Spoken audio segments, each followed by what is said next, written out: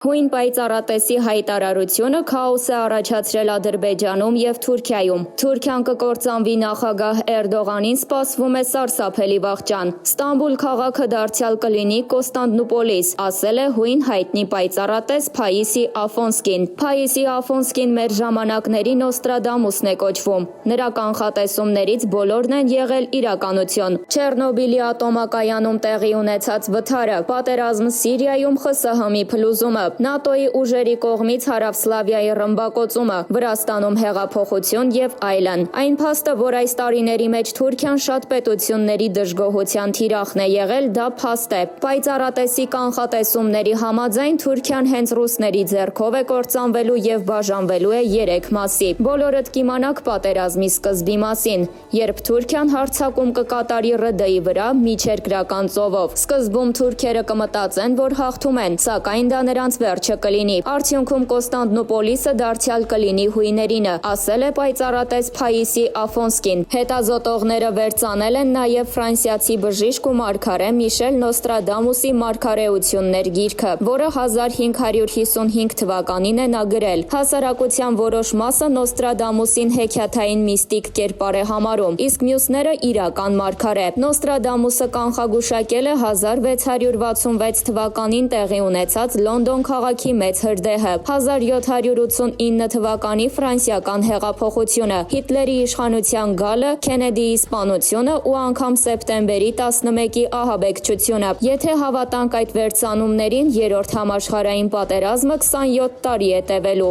Ով կսկսի այդ պատերազմը դեռ պարզ չէ։ Նշվում է ամբողջ Եվրոպայում ու Միացյալ Նահանգներում ահաբեկչության, իսկ Մերձավոր Արևելքում կրոնական ծայրահեղականության աճի մասին։ ԱՄՆ-ն կճանաչի հայերի ցեղասպանությունն առաջիկա ապրիլի 24-ին ընթരാճ, թե ոչ։ Այդ հարցը սկսել է քննարկվել հաճախակի, այն բանից հետո, երբ Սպիտակ տան աղբյուրներին հղում անելով, հեղինակավոր մի քանի լրատվամիջոցներ տարածեցին տեղեկություն, որ Բայդենը մտադիր է ճանաչել ցեղասպանությունը, բայց ինչ ասել է ճանաչել ցեղասպանությունը։ Կճանաչի թե ոչ հարցադրմանը զուգահեռ գուցե պետք է հասկանալ, իսկ ինչ ենք հասկանում ճանաչել ասելով։ Եթե դա ապրիլի 24-ի ուղերձում ցեղասպանություն հասկացությունն օգտագործելն է, ապա իհարկե դա շատ կարևոր քաղաքական իմաստ պարունակող հանգամանք է, բայց դա է այն ճանաչումը, որի մասին խոսում ենք, թե ճանաչումն այն է, երբ ԱՄՆ-ն իրավական ուժ կհաղորդի այդ ճանաչմանը, ինչը թույլ կտա առնվազն ԱՄՆ քաղաքացի հայերին սկսել զբաղվել իրենց իրավունքների պաշտպանությամբ եւ փոխհատուցումներ ներկայացնել Թուրքիային, այսպես թե այնպես թիվ 1 գերտերության պարագայում անգամ զուտ քաղաքական ճանաչումն իսկ կարևոր է, բայց մենք պետք է փորձենք ամբողջապես հասկանալ այդ կարևորությունը։ Ինչի համար ենք մենք կարևորում այդ հանգամանքը։ Եթե ԱՄՆ ճանաչումը Թուրքիային մղելու է Հայաստանի հետ հարաբերության, ապա այն միանգամայն ողջունելի է, որովհետև վերջին հաշվով մենք պետք է լինենք իրատես։ Մեծ եւ առավելևս տարածքային փոխհատուցումների հեռանկարը չափազանց մշուշոտ է, մի շարք հանգամանքներից ելնելով։ Այսօր Թուրքիան 3 պարտված Գերմանիան չէ, որը ենթակա լինի հաղթող տերությունների պայմանավորվածություններին եւ վճիռներին։ Ըստ այդմ պետք չէ ընկնել պատրանքների գիրկը եւ ցեղասպանության ճանաչումը իհարկե դիտարկելով նաեւ փոխհատուցման հարցեր բարձրացնելու հնարավորություն։ Այդուհանդերձ առաջնային առումով պրագմատիկ տեսանկյունից պետք է դիտարկել Թուրքիայի այսօրվա ագրեսիվ Թուրքիայի զսպման կարևոր լծակ, որևէ նոր ագրեսիայի կանխման կարևոր լծակ կամ հնարավորություն։ Դրա համար դնելով ցեղասպանության ճանաչման հարց ԱՄՆ վարչակազմը թերևս պետք է ունենա նաև հետագա քայլերի պատկերացում ու հաջորդականություն։ Հետագա քայլերով Թուրքիային մղում են Հայաստանի հետ առանց նախապայմանի եւ առանց ագրեսիայի պայմանավորվածության ճանաչման հետագա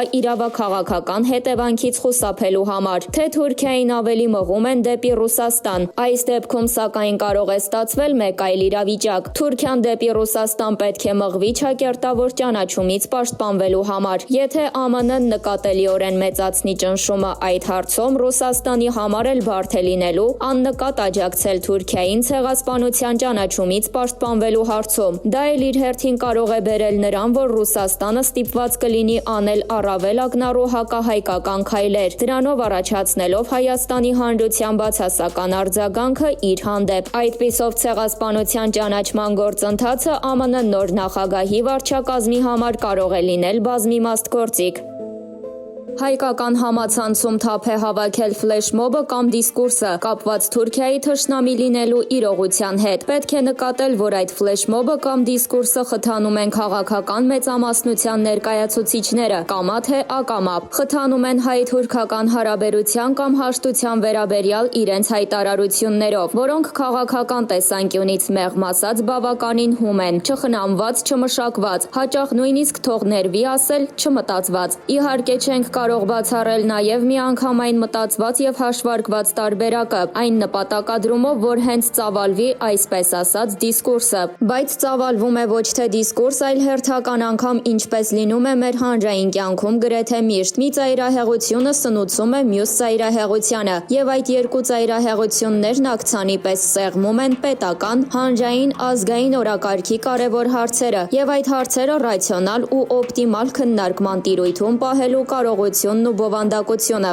Նույնն այժմ տեղի է ունենում հայ-թուրքական հարաբերության թեմայի առնչությամբ։ Երկու ծայրահեղություն ծայրահեղացման միտում, որի ներքո են մնում Հայաստանի եւ հայության համար առանցքային հարցեր, կապված ռեգիոնալ անվտանգային համակարգի, եղած ձևաչափերի, Թուրքիայի հետ հարաբերության հեռանկարի եւ այլնի հետ։ Այն, որ Թուրքիան Հայաստանը դիտարկում է թշնամի եւ անգամ ագրեսոր է Հայաստանի ու Արցախի նկատմամբ, կասկածի ենթակա չէ։ Բնականաբար դա էլ առաջ է բերում համարժեք արձագանք Հայաստանում, հատկապես ցեղասպանության հարցի լրջագույն հանգամանքի եւ դրա հանդեպ Թուրքիայի ժխտողական քաղաքականության պայմաններում։ Բայց այդ ամենով հանդերձ մենք ունենք իրողություններ, որոնք պահանջում են զգայականությունից առավելագույնս հեռու, սառը դիտարկում ու հաշվարկ։ Երբ զգայական տիրույթում են շարքային քաղաքացիները, դա միանգամայն հասկանալի է, սակայն հասարակական քաղաքական էլիտան չունի զգայականությունը ռացիոնալ դիտարկումներից վեր դասելու իրավունք։ Թուրքիան Կովկասում է, էապես առաջացել է եւ այստեղ որոշելու է հարցեր։ Ուզենք մենք թե ոչ։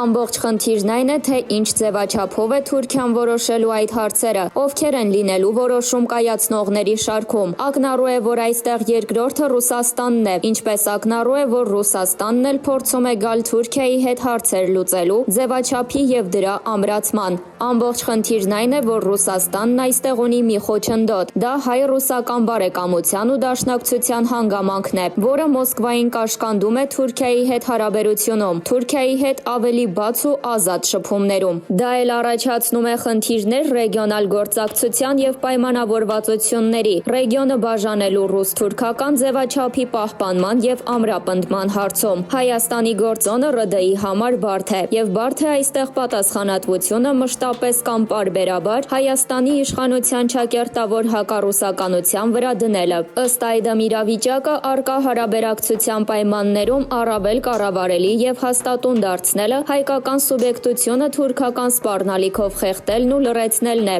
Մի բան, ինչ արվել է ավելի քան մեկ դար եւ թերևս արվում է նաեւ այժմ։ Հայերը դժգոհում են Ռուսաստանի թուրքական խաղերից, բայց թուրքական սպառնալիքից ելնելով ստիպված են միակ հույսը տեսնել Ռուսաստանը։ Ահա այն տրամաբանությունն ու մեխանիկան, որով հայ հանրությունը, հայկական պետականությունն ու միտքը պարփակվել են ռեգիոնալ ծուղակում, զրկելով ըստ էության սուբյեկտային ճկունությունից։ Ինչպես դուրս գալ երկու ծայրահեղությունների ակցանից։ Սա հայկական պետականության, հայկական պետական որևէ էլիտայի գերխնդիրներից ու առաքելություններից մեկն է։ Ըստ այդմ ծայրահեղություններից անդին, ով ինչ մտավոր արդյունքի է ունակ այդ հարցում առաջիկա նախընտրական գործընթացում, թեկուզ որպես սկիզբ մեկնարկ, քանի որ ամբողջական լուծումը չափազանց բարդ եւ տարիների գործընթաց է, պայմանավորված բազմաթիվ նուրբ գործոններով։